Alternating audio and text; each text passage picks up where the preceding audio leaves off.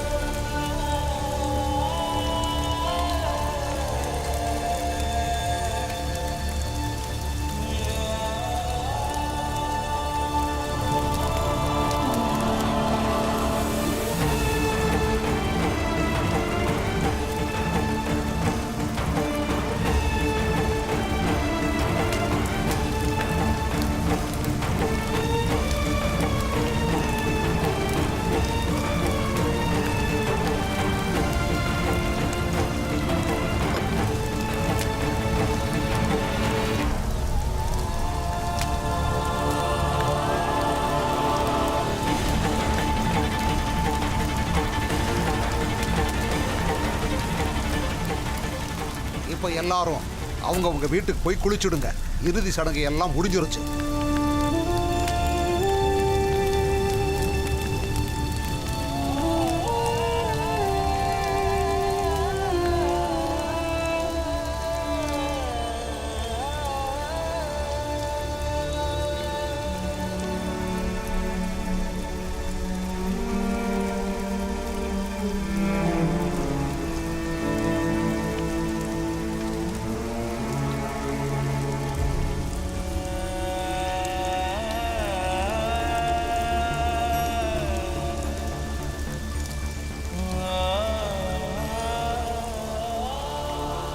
சடங்கு இனிமேதான் ஆரம்பமாக போகுது. இன்னைக்கு உங்களோட துருவன் இங்க இறந்துட்டா. ஆனா செத்த இடத்துலயே இங்க ஒரு புது துருவன் உதயமாயிட்டா. ராம்ஜி மாமா, என் அடையாளத்தை நான் இழக்கல. எனக்கான புது அடையாளத்தை நான் இப்ப உருவாக்க போறேன். அப்பா செஞ்ச தப்புக்கான தண்டனைய பையன் அனுபவிக்கிற அடையாளம். சமூகத்துல இருக்க ஏற்றத்தாழ்வுங்கிற அநீதியோட தண்டனையோட அடையாளமா. எல்லாரும் கேட்டுக்கோங்க. இன்னில இருந்து நான் இந்த சக்பாலோட பக்கத்து வீட்டுக்காரன். அதனால எனக்கும் இன்னில இருந்து புது பேர் தான், துருவன் சக்பால்.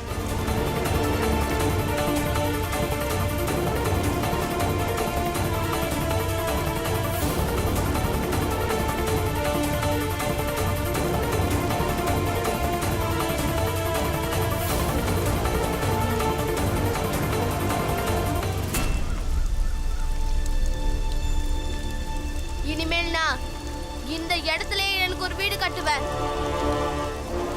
பீமாவோட நண்பனா இல்ல, பக்கத்து வீட்டுக்காரனா இருப்பேன். அப்புறம் எங்க அப்பாவோ இந்த சமூகமும் செஞ்ச தப்புக்கான தண்டனையை அனுபவிப்பேன்.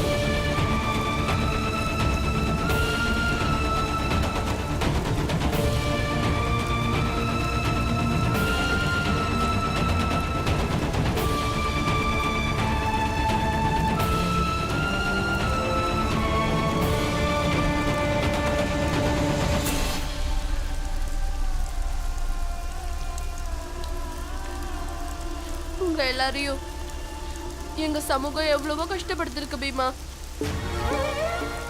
நான் உன் கூட இருந்து அதுக்கு பிராயச்சித்த பண்ண போறேன். அவங்க செஞ்ச பாவத்துக்கு தண்டனை அனுபவிப்பேன்.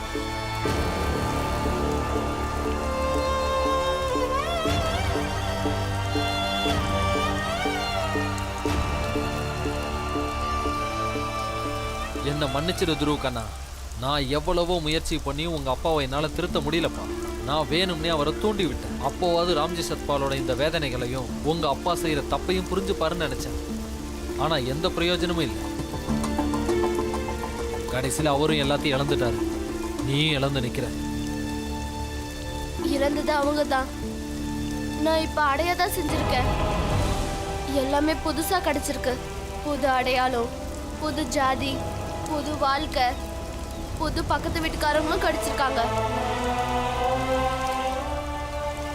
இனி புது வீட்டை நான் உருவாக்க போறேன். வேணாம் துருவா, நீ எங்க கூடவே இரு. பீமா, இனிமே உன் நண்பன் துருவனையும் நீ உன் வீட்டுக்கு கூட்டிட்டு போலாம். வேண்டாம் மாமா, நான் இங்கேயே என் வீட்டை கட்ட போறேன். எங்க என் சமூகமும் என் அப்பாவும் செத்து போனதா சொல்லி விட்டு போன இடத்துல கட்டுவேன். மாமா, பீமாவுக்கு எப்படி போராடுறதுன்னு நீங்க தான் கத்து கொடுக்குறீங்க. அதே மாதிரி நான் போராடுறதுக்கு நீங்க தான் எனக்கு வழிகாட்டி ஆகணும். இப்ப எனக்கு அதுதான் தேவை. என்னை எக்காரணத்துக்கு கொண்டோ வேற ஆளா மட்டும் நினைச்சிடாதீங்க. ஆனா நீ இப்ப ரொம்ப சின்னவன்பா. மாமி, பீமா என்னோட சின்ன பையன். ஆனா அவன் இந்த ஊருக்கே புத்திமதி சொல்லலையா? எப்பவும் சின்னது பெருசு முக்கியம் இல்ல, நம்மளோட லட்சியம் தான் முக்கியம். இதுவும் எனக்கு பீமா சொன்னதுதான். ஆமா, நம்ம சேர்ந்து இப்பவே உனக்கான வீடை கட்டலாம். வா. ஏப்பா துருவா, உன்னோட இந்த மாமா நீ வீடு கட்டுறதுக்கு உனக்கு உதவியா இருக்கலாமா? நீங்க விரும்பினீங்கன்னா கண்டிப்பா செய்யலாம்.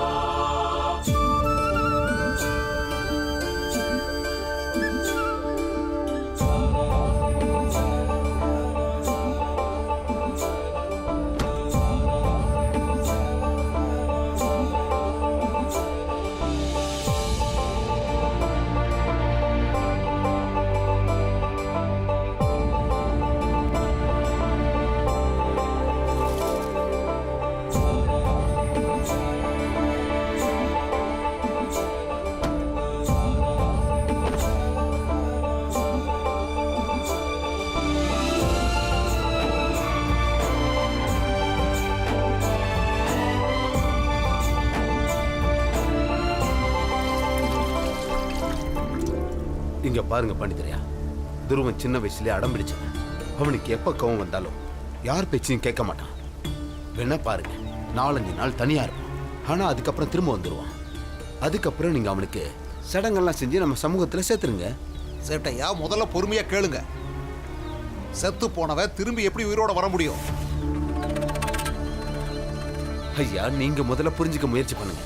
உயிரோட இருக்கிறவனை செத்து போனதை அறிவிக்கிற மாதிரியே செத்து போனவன உயிரோட இருக்கிறவன் மாதிரி அறிவிக்கிறதுக்கு ஏதாவது ஒரு சடங்கு இருக்கும்.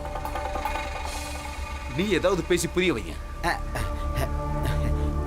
பண்டிதரையா, நீங்க நினைச்சா என்ன வேணா பண்ணலாம். பேய், பிசாசு, ஆன்மாவெல்லாம் நீங்க நினைச்சா உங்க வழிக்கு கொண்டு வரலாம்.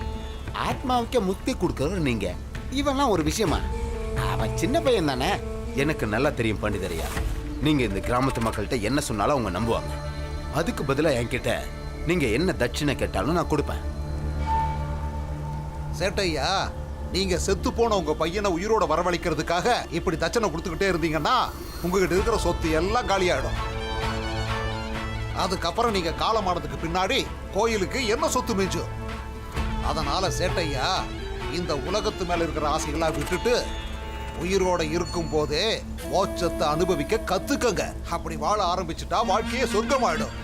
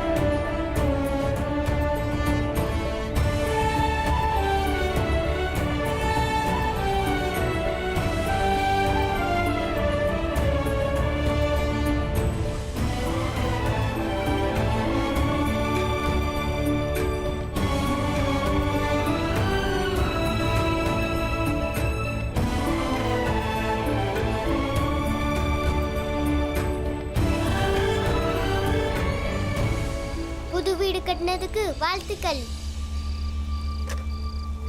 தெரியுமா பீமா, இன்னைக்கு அம்மா இருந்திருந்தா ரொம்ப சந்தோஷப்பட்டிருப்பாங்க.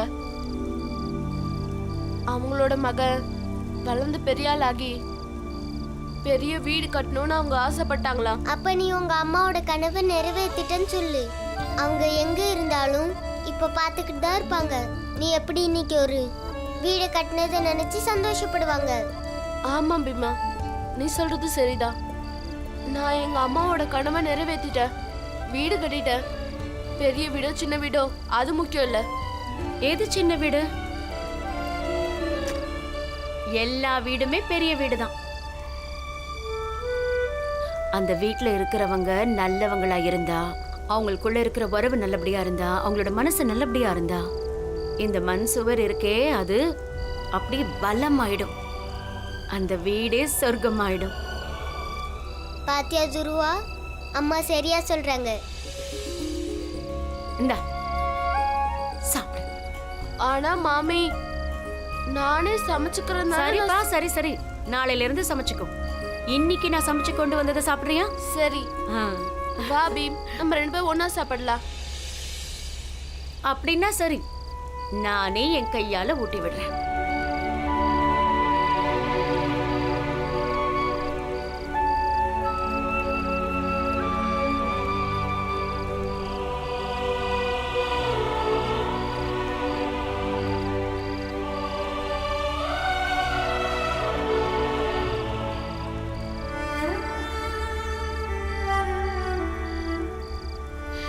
அம்மா,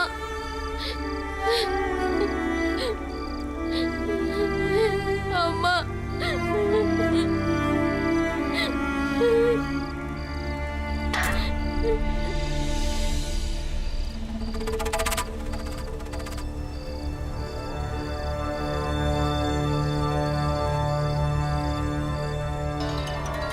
இன்னைக்கு எனக்கு முழு நம்பிக்கை வந்துருச்சு.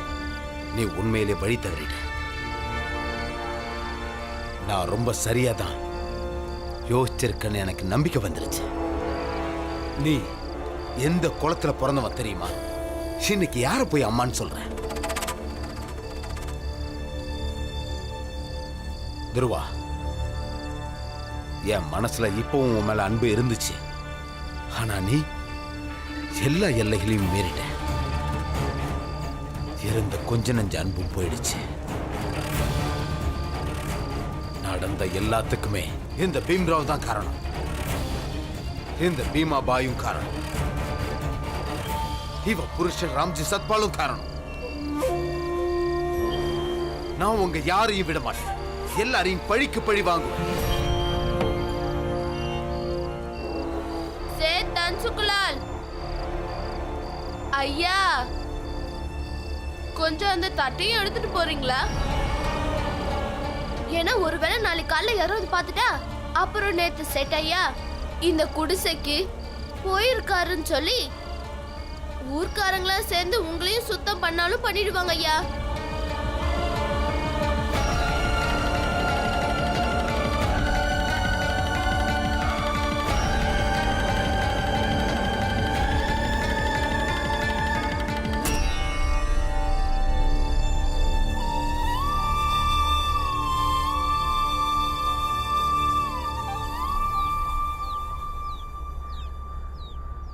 இந்தாங்க.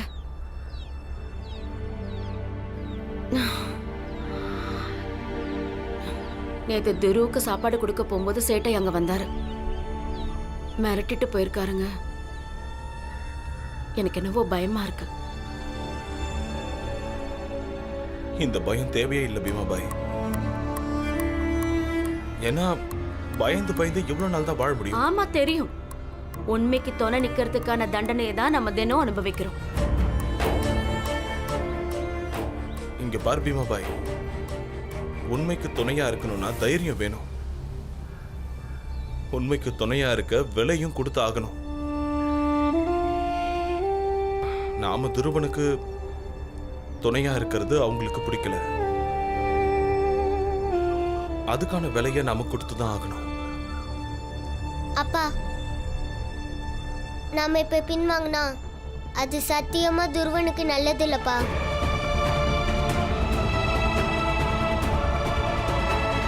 பீமாபாய் தேநீர் போடுறியா?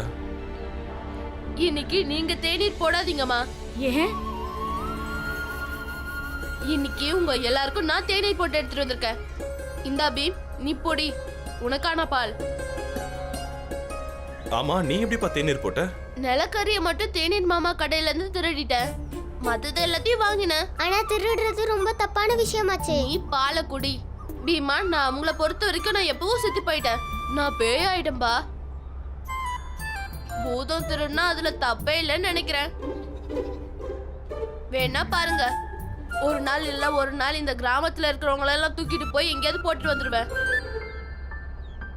நான் பேயில என்ன வேணும்னாலும் படலாம்.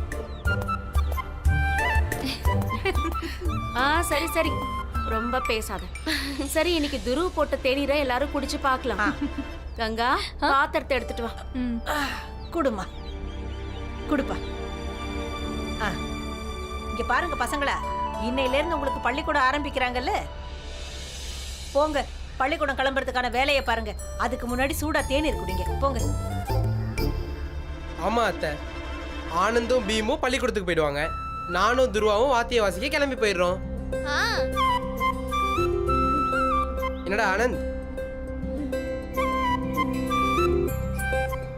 ஆனந்த், கிளம்பு, பள்ளிக்கூடம் போறதுக்கான நேரம் ஆயிடுச்சு இல்ல. அம்மா சொல்றது ரொம்ப சரி. சேட்டு அவ்வளவு சீக்கிரமா இது எதையும் விட போறதில்ல. என்ன பண்ண போறாருன்னு தெரியலையே. காலையில பள்ளிக்கூடம் போலாம், அப்புறம் எதுவா இருந்தாலும் பாத்துக்கலாம். இன்னையிலேருந்து பள்ளிக்கூடத்தை திறக்க போறாங்க. ஆனா நாம அதை திறக்க விடக்கூடாது.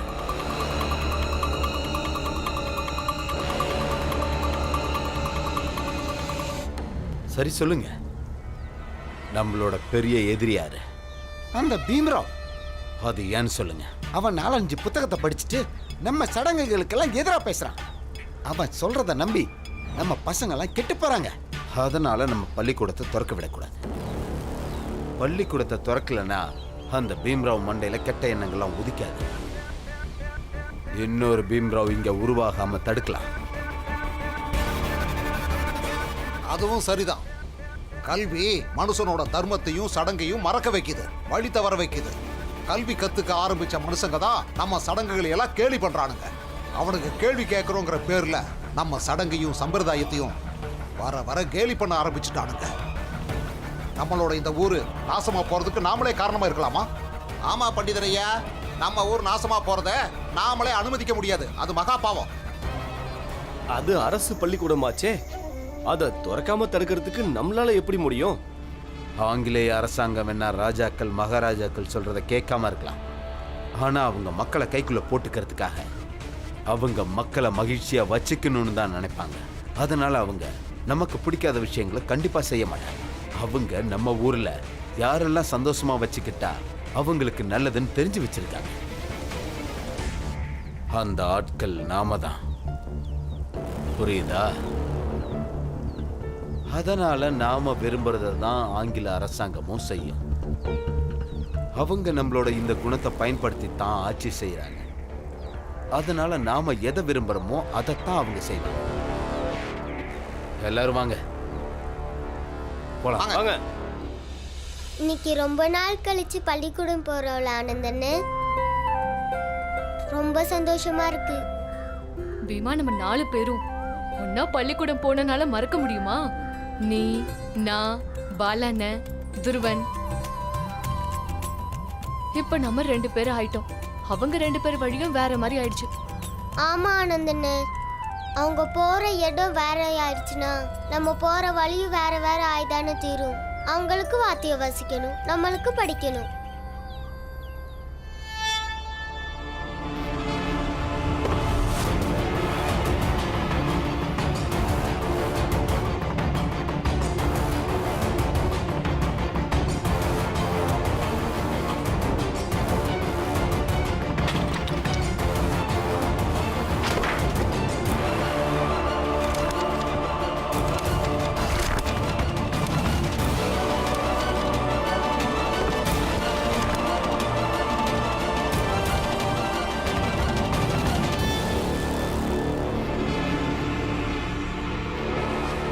எல்லாத்தையும் தூக்கி போட்டு விட. சேட்டையா, நீங்க எதுக்காக எங்க பள்ளிக்கூடத்தை இப்படிலாம் பண்றீங்க?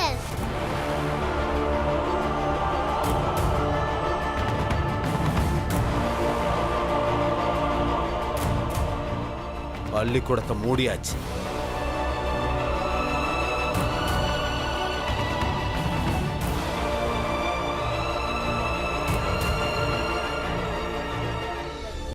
இங்க படிக்கலான்னு வந்த பசங்களை எல்லாம் நாங்க திருப்பி அனுப்பிட்டோம். இன்னும் சில பசங்களை அவங்க வீட்டுல கிளம்பும் போது தடுத்து நிறுத்தி கிளம்புங்க, நீங்களும் போங்க. இன்னிலிருந்து பள்ளிக்கூடம் இயங்காது, போங்க. பள்ளிக்கூடம் இயங்காதுன்னு எப்படி சொல்லுவீங்க? உங்களுக்கு உங்களுக்கு அந்த உரிமையை யார் கொடுத்தது? எப்படி பண்ண முடியுமா? அதான் பண்ணிட்டோமே.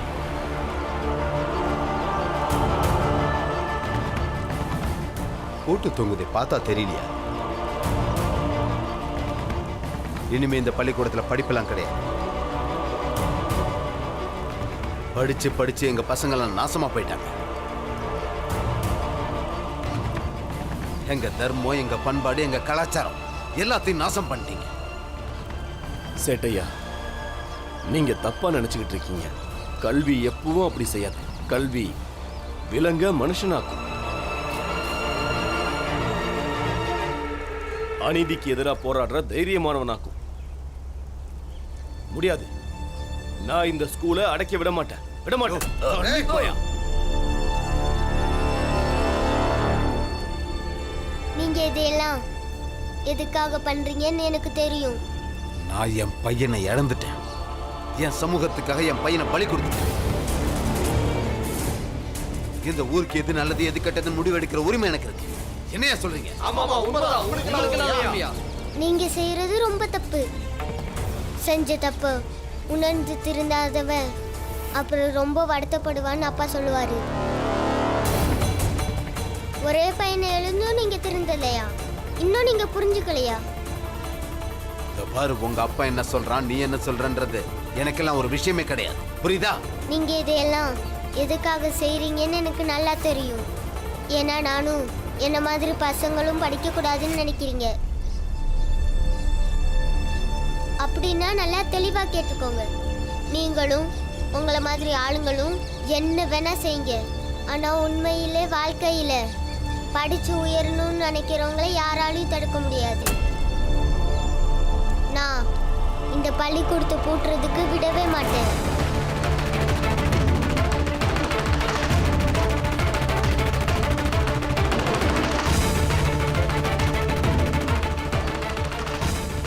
நீங்கெல்லாம் இது வரைக்கும் எனக்கு எத்தனையோ வழியில இடைஞ்சல் பண்ண நினைச்சீங்க. ஆனா என்னாச்சு? அதே மாதிரி இதையும் நான் இன்னொரு இடைஞ்சலா தான் நினைச்சுக்க போறேன். என்ன ஆனாலும் இந்த பள்ளிக்கூடத்தை பூட்டுறதுக்கு நான் விடவே மாட்டேன். அப்படின்னா கேளு பிம்ரா, இன்னையிலேருந்து இந்த பள்ளிக்கூடம் எப்பவுமே திறக்கப்படும்.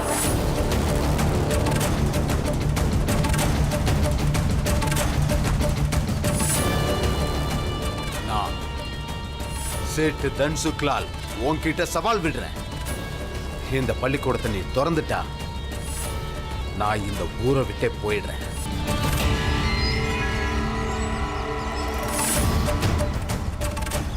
நான் மட்டும் இல்லை, யாரெல்லாம் என் கூட சேர்ந்து பள்ளிக்கூடத்தை முன்னாங்களோ அவங்கெல்லாம் சேர்ந்து சவால் விடுறோம். இனிமே இந்த ஊர்ல பள்ளிக்கூடம் பூட்டி கிடக்கும், இல்லைன்னா நாங்க இருக்கோம்.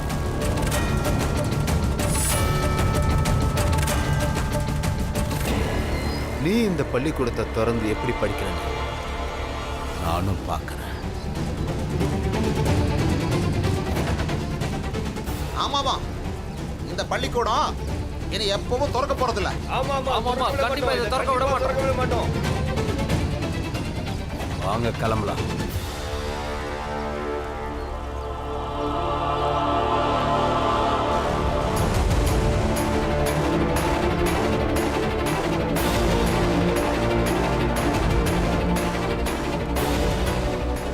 பீமா, நீ கவலைப்படாதப்பா. நான் இவங்க கிட்ட பேசி பார்க்கிறேன். நான் பிரின்சிபால் சார்கிட்டயும் இதை பத்தி பேசுறேன். உன்னோட அம்பேத்கர் சார் இங்க இருக்கிற வரைக்கும் நீ படிக்கிறத யாராலையும் தடுக்க முடியாது.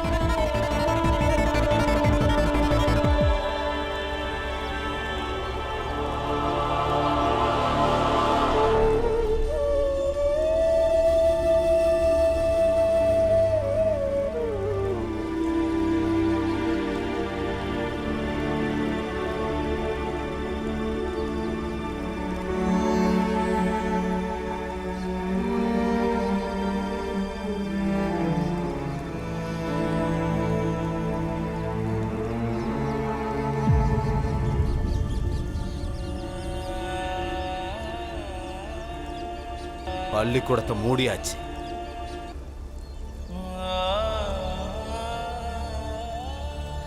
அட பேம் கொஞ்சம் நில்லு.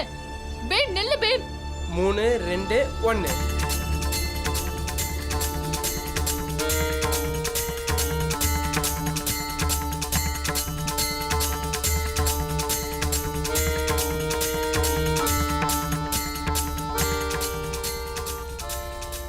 சேட்டை அவருடைய பையன் ரொம்ப சீக்கிரமா கத்துக்கிறானே. ஏன்பா நாம கூட இவ்வளவு சீக்கிரமா கத்துக்கவே இல்லையே. ரொம்ப திறமையான சுறுசுறுப்பான பையன். ஒரு விஷயத்தை நான் இப்ப புரிஞ்சுக்கிட்டேன். இந்த சமூகத்தை ஆளுங்க இந்த மாதிரி வாத்தியம் வாசிக்கிறதெல்லாம் நம்ம ஜாதி ஆளுங்க தான் செய்யணும்னு திரும்ப திரும்ப சொல்லி சொல்லி நாமளும் இவ்வளவு நாளா தப்பா நினைச்சுக்கிட்டு இருந்தோம். துருவா இன்னைக்கு இங்க வாசிக்கிறத பார்த்தா வருங்காலத்துல நம்மளை விட நல்லா வாசிப்பான்னு தோணுது. அப்படின்னா எல்லாரும் எல்லா வேலையும் செய்யலாம். என்ன விடா முயற்சி இருக்கணும். அப்புறம் இந்த ஜாதியெல்லாம் கண்டிப்பா ஒரு தடையாவே இருக்காது. சேட்டையோட நிலைமை இப்படி ஆயிடுச்சே. இங்க பாத்தீங்களா மாமா, அவர் பெத்த பிள்ளைங்க தாழ்ந்த ஜாதிக்காரங்க கூட கூத்தடிச்சிட்டு இருக்கான். எல்லாம் தலையெழுத்து. வாங்க போலாம். உனக்கு காது கேட்காதா இல்ல கழு தெரியாதா? என் பேரு துருவன் சக்பால். நானும் இதே ஜாதி தான். சேட்டையாவோட பையன் தான் செத்து போயிட்டானே. உங்க சேட்டையா தான் ஊர் முழுக்க டமாரம் அடிச்சிட்டாரே. அதை நீ கேட்கலையா? இறுதி சடங்கு செஞ்சாங்களே, அதை நீ பார்க்கலையா? அப்போ நீங்க செஞ்ச சடங்கை நீங்களே மதிக்கலனா அப்புறம் எதுக்கு ஆதரவா பேசுறீங்க? நான் தான் செத்து போயிட்டேனே, இன்னும் எதுக்கு என்ன சேட்டையா பையன் சொல்றீங்க? முதல்ல கிளம்புங்க, இல்ல உங்களையும் சுத்தம் பண்ணிடுவாங்க. துருவா இங்க பாருப்பா, நீ முதல்ல பயிற்சி பண்ணு. இந்த மாதிரி சின்ன விஷயங்கள்லாம் கவனிக்காத. ஆமா துருவா, முதல்ல வீட்டுக்கு போலாம். அம்மா சமைச்சு வச்சுட்டு காத்துட்டு இருப்பாங்க. பொறுங்க. உங்களால எனக்கு கொஞ்சம் பைசா கேஸா தர முடியுமா? கொடுத்தா என் சமையலுக்கு தேவையான பொருட்கள் எல்லாம் வாங்கிடுவேன். துருவா, நம்ம தொழிலை பொறுத்த வரைக்கும் தினமும் நடக்கிற தொழில் கிடையாது. திருவிழா நேரத்துல தான் வேலை இருக்கும். வேலை கிடைக்கும் போது கிடைக்கிற பணத்தை வச்சு சமைச்சு சாப்பிட்டு நிம்மதியா வாழ்ற கூட்டம் தான் நம்மளோடது. ஆனா இப்போ உன்னோட நிலைமையை என்னால புரிஞ்சுக்க முடியுது. இருப்பா, இந்தா, அட வாங்கிக்கப்பா, ரொம்ப யோசிக்காத, வாங்கிக்க. இப்போதைக்கு இவ்வளவுதான் என்னால கொடுக்க முடியுது. வீட்டுக்கு போலாம்.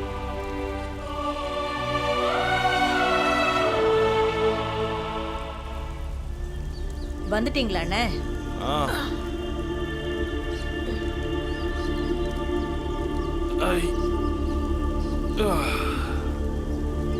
பேசிட்டீங்களா? தெளிவா பேசிட்டேம்மா. அப்போ நாளையில இருந்து திரும்பவும் வேலைக்கு போகணுமா? ரொம்ப நல்ல விஷயங்க. அப்புறம் பீமா பாய், எல்லாத்தையும் பேசுனது நல்லதுதான். ஏன்னா நான் புரட்சியாளர்களுக்கு உதவுனது ஒருவேளை அந்த வெள்ளைக்கார ஆபீசர்களுக்கு தெரிய வந்துருச்சுன்னா அப்புறம் அது எல்லாருக்கும் பிரச்சனை ஆயிடும்ல. அப்புறம் உங்க எல்லாருக்குமே அது பிரச்சனை ஆயிடும். இங்க பாருங்க, முதல்ல நான் சொல்றத கவனமா கேளுங்க. நம்ம அக்கம் பக்கத்துல இருக்காங்களே, அவங்க எப்பவும் நம்மள தான் கவனிச்சுக்கிட்டு இருக்காங்க. அதனால இதையெல்லாம் மறந்துருங்க. இன்னொரு தடவை இப்படி நினைச்சு கூட பார்க்காதீங்க. நீங்க ரிட்டையர்ட் சுபேதார் ராம்ஜியாவே வாழுங்க. தன்னோட குடும்பத்துக்காக தினமும் கஷ்டப்பட்டு சம்பாதிக்கிற ஒரு குடும்ப தலைவன், அவ்வளவுதான்.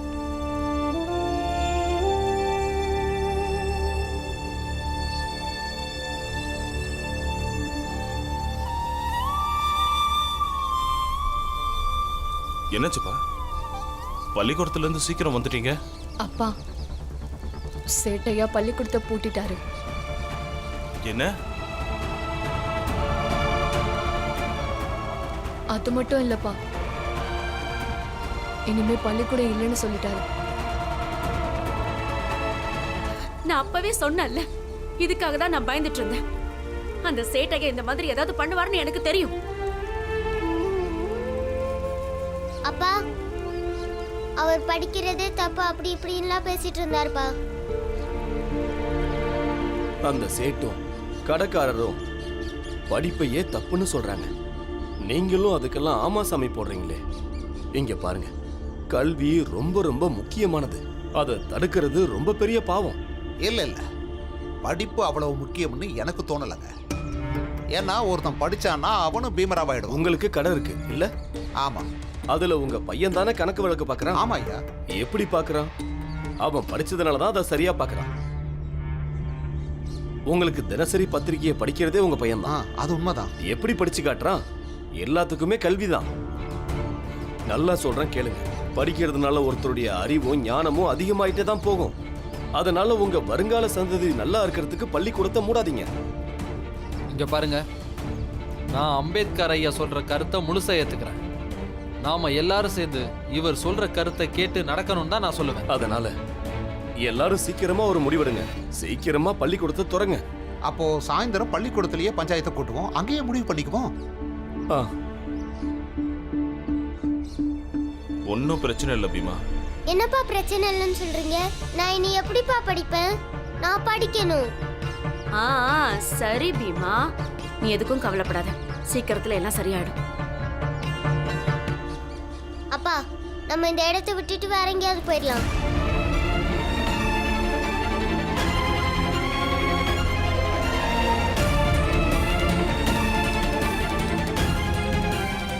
எங்க போவோம்? சொல்லு, எங்க போவோம்? நாம போற இடத்துல சூழ்நிலை இப்படி இருக்காதுன்னு உன்னால உறுதியா சொல்ல முடியுமா? நாம இன்னும் எவ்வளவு நாள் தான் சூழ்நிலையை பார்த்தோம், மக்களை பார்த்தோம் பயந்து போடுவோம்? நாம எங்கேயும் போக வேண்டாம், இங்கே தான் இருப்போம்.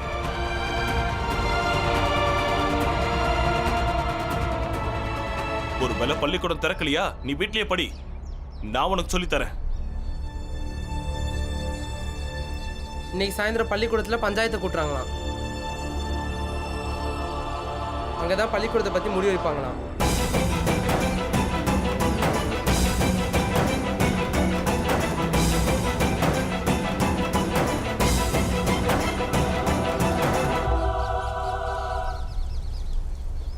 அப்போ பஞ்சாயத்துல நான் என்னோட கருத்தை எடுத்து சொல்லுவேன்.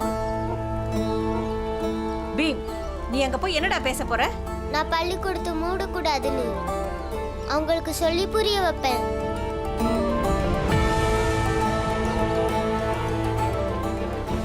நீங்க சொன்ன உடனே அவங்க புரிஞ்சுப்பாங்களா?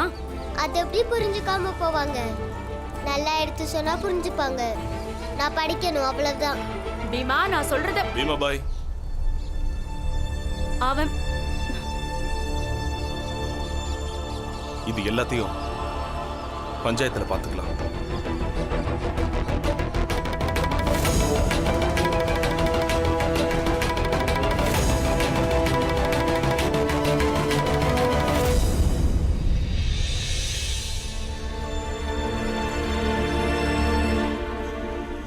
நான் ஒண்ணுதாங்க சொல்லுவேன். உங்களுடைய தனிப்பட்ட கோபத்தினால பள்ளிக்கூடத்தை மூடக்கூடாது. நான் அம்பேத்கர் ஐயா சொல்ற கருத்தை ஏத்துக்கிறேன். படிக்கிறதுனால தான் என் பையனால கடையோட கணக்கு வழக்க பார்த்துக்க முடியுது. என் பக்கத்து வீட்டில் இருக்கிற பையன் அவங்க அப்பாவுக்கே பத்திரிகை செய்தியை படிச்சு காட்டுறான். இங்க பாருங்க, பாட புத்தகத்தை விட தர்ம புத்தகம் தான் ரொம்ப ரொம்ப முக்கியமானது. தர்மத்தை அழிக்கிறவங்க நாளைக்கு எல்லாத்தையுமே அழிச்சிருவாங்க. நாம படிக்கல தான், ஆனா நம்ம தர்மத்தை மதிக்கிறோம்ல. என்னப்பா சொல்லுங்க? ஆமா, கண்டிப்பா மதிக்கிறோம். படிப்பறிவு இல்லாமே நாம நம்ம வாழ்க்கையை நல்லா தானே வாழ்ந்துட்டு இருக்கோம். நமக்கும் நல்லது கெட்டது தெரியதானே செய்யுது. பள்ளிக்கூடம் இல்லாம இருந்தப்போ நாம என்ன மாடா மேய்ச்சிக்கிட்டு இருந்தோம்? இல்ல இல்ல, நான் சொல்றது ஒண்ணுதாங்க. இங்க பள்ளிக்கூடம் இருக்கக்கூடாது, படிப்பும் இருக்கக்கூடாது. பள்ளிக்கூடத்தை பூட்டி தான் ஆகணும். பல வருஷங்களுக்கு முன்னாடி இங்க பள்ளிக்கூடமே இல்லை. அப்ப இந்த ஊர் எப்படி இருந்துச்சு? நம்ம சமூகத்தையோ தர்மத்தையோ யாராவது எதுக்கணும்னு நினைச்சாங்க.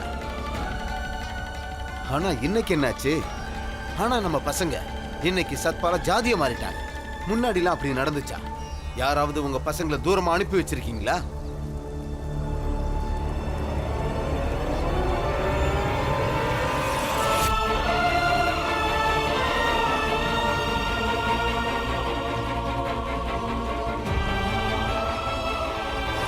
இதுக்கு முன்னாடி இப்படியெல்லாம் நடந்ததே இல்லை. இது இந்த ராம்ஜி சத்பாலோட மகன் இந்த பீம்ராவ் என்னைக்கு பள்ளிக்கூடத்துக்கு போக ஆரம்பிச்சானோ அன்னையிலேருந்து இப்படிதான் நடக்குது.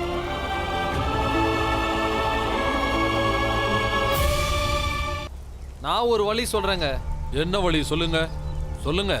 அந்த காலத்துல எல்லாம் நாம பெரிய ஜாதி பசங்க மட்டும்தான் பள்ளிக்கூடத்துக்கு போயிட்டு இருந்தோம். அதே மாதிரி திரும்பவும் கொண்டு வந்தா எந்த பிரச்சனையும் இருக்காது.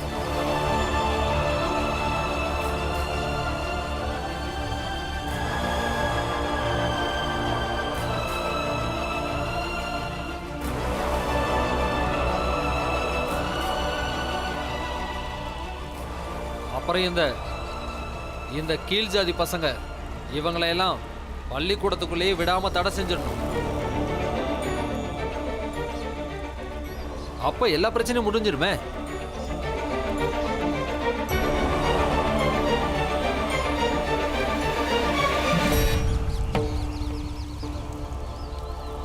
இது எனக்கு நல்ல தீர்ப்பாப்படுது. நான் ஏத்துக்கிறேன். ஆனா எனக்கு நீங்க ஒரு உறுதிமொழி கொடுத்தாங்க. என்ன நடந்தாலும் சரி, இந்த கீழ் ஜாதி பசங்க பள்ளிக்கூடத்துக்குள்ள நுழையவே கூடாது.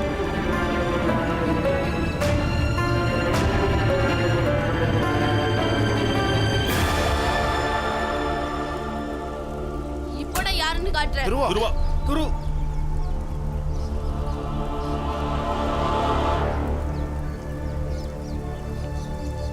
இங்க பாருங்க, கல்வி வாய்ப்புங்கிறது எல்லாருக்கும் பொதுவானது. சரஸ்வதியோட இந்த ஆலயத்துல உயர்வு தாழ்வுங்கிறது இருக்கக்கூடாது. அதத்தான் நாங்களும் சொல்றோம் வாத்தியாரையா. இந்த சரஸ்வதி ஆலயத்துல வகுப்பு மட்டும்தான் நடக்கணும். இங்க சமூக வகுப்போ இல்ல சமுதாய வளர்ப்போ இருக்கக்கூடாது. ஆனா இந்த பீம்ராவ் படிக்க வந்தா திரும்பவும் அப்படித்தான் நடக்கும்.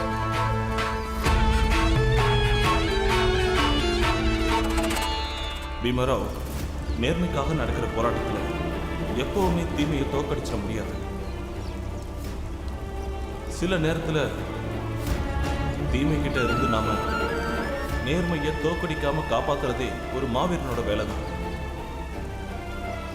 இந்த விஷயத்த ஒரு மாவீரன் எப்பவும் மறந்துடக்கூடாது. நான் கேள்வி கேட்கறது உங்க எல்லாருக்குமே பிரச்சனைனா நான் இன்னையில இருந்து நான் யாருக்கிட்டையும் கேள்வி கேட்க மாட்டேன். ஆனா நான் படிக்கிறத மட்டும் தடுக்காதீங்க. இந்த பள்ளிக்கூடத்தை விட்டு என்ன அனுப்பிடாதீங்க.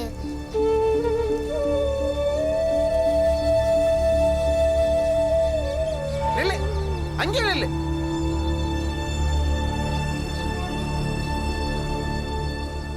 நான் என் வீட்டை விட்டு தேவையில்லாம வரமாட்டேன். நான் உங்க யாரையும் சந்திக்க போறதில்ல. நான் யார்கிட்டயும் பேசவும் மாட்டேன். யார்கிட்டயாவது நான் பேசுறத நீங்க என்னைக்காவது பாத்தீங்கன்னா அன்னைக்கு நீங்க இந்த ஊரை விட்டு என்ன அடிச்சு துரத்தலாம்.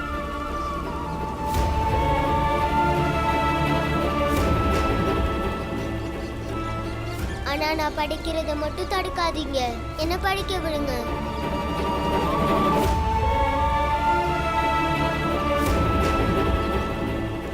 எனக்கு புரியுது. இப்போ நீ உண்மையிலேயே நீதியையும் நேர்மையும் காப்பாத்தான் இங்க போராடுற. இங்க பாருங்க, நீங்க விரும்பினா நான் வேணா படிக்கிறத விட்டுறேன். என்ன? எங்க 2 பேர்ல ஒருத்தர் தான் பள்ளிக்கூடத்துக்கு வருவோம். ஆனா பீமா பள்ளிக்கூடத்துக்கு வர்றதை தடுத்துடாதீங்க.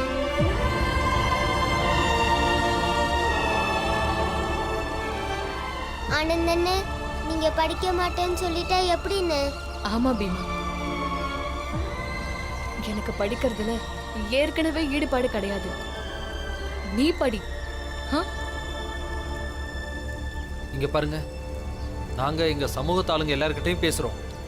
அவங்க யாரும் அவங்களோட பசங்களை படிக்க பள்ளிக்கூடத்துக்கு அனுப்ப மாட்டாங்க. ஆனா நீங்க எல்லாரும் எங்க ஜாதியில இருந்து ஒரே ஒரு பையனை மட்டும் இந்த பீமாராவை படிக்க விடுங்க. இந்த ஒன்றை மட்டும் எங்களுக்காக பண்ணுங்க. மாமா பீமாராவ், நான் தான் பேசிட்டு இருக்கேன்ல. இங்க பாருங்கய்யா, எங்களுக்காக இந்த ஒரு உதவி மட்டும் நீங்க பண்ணீங்கன்னா அந்த உதவியை எங்க வாழ்நாள்ல எப்பவும் நாங்க மறக்க மாட்டோம். நானும் உங்க ஜாதி ஆளுதான். இருந்தாலும் நான் உங்களை கையெடுத்து கும்பிட்டு கேட்டுக்கிறேன். பீமராவுக்கு படிக்கிறதுக்கு வாய்ப்பு கொடுங்க. அவனை படிக்க விடுங்க.